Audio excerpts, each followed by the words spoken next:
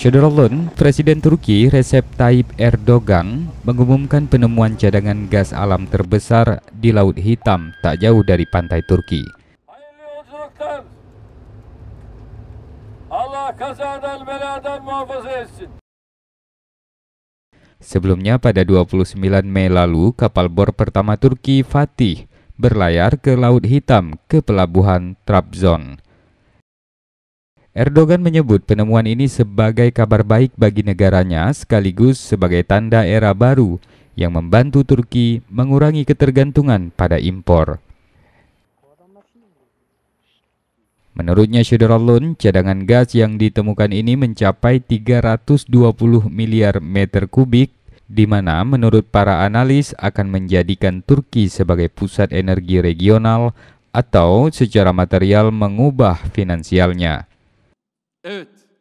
Turki berharap mulai mengekstrasi dan menggunakan gas tersebut pada tahun 2023, bertepatan dengan 100 tahun berdirinya Republik. Fatih sondaj gemimiz 20 Temmuz 2020 tarihinde başladı. Tuna 1 kuyusundaki sondajında hamdolsun 320 milyar metreküp doğal gaz rezervi keşfetmiş durumda.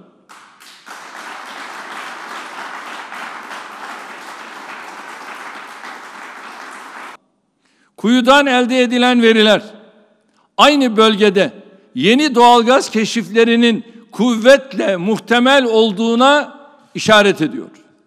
Yani bu ilk kuyuda bulunan rezerv çok daha zengin bir kaynağın sadece bir parçasıdır.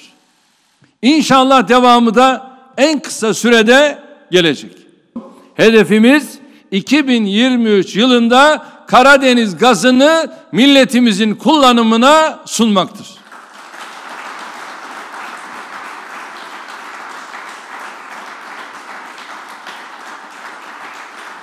İnşallah benzer bir müjdeli haberi Akdeniz'den de bekliyoruz.